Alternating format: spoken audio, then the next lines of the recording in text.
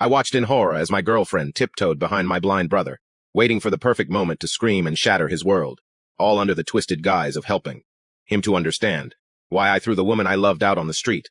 You have to meet Lucas. He is my 16-year-old brother, recently blinded by a disease that nearly killed him. With our parents working on the front lines of a pandemic, I brought him into my home to keep him safe, creating a sanctuary where he could learn to navigate the dark without his immune system being compromised. I invited Sophia, my girlfriend of 2 years, to join us, assuming our domestic life would be seamless. But the atmosphere in the house shifted darkly. Lucas, usually a beacon of resilience and optimism, began to shrink into himself. He flinched at shadows and retreated into silence whenever Sophia entered the room. I brushed off the first incident, Sophia greeting him abruptly in the kitchen, as a clumsy accident, ignoring the way his water glass rattled in his trembling hand.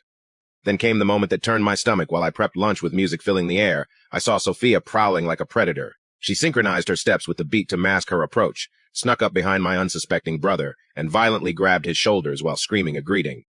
Lucas didn't just jump. He retreated to his room like a wounded animal, desperate for safety. I cornered her, demanding an explanation for this cruelty. Her defense was chillingly delusional.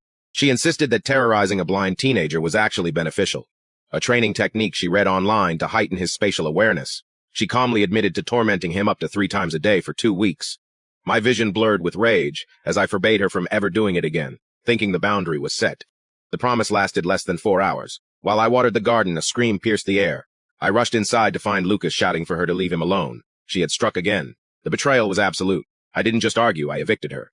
Despite her claims that I was being unfair over something trivial, I forced her to pack her bags and leave. Now, my phone lights up incessantly with her accusations, painting me as the villain for overreacting.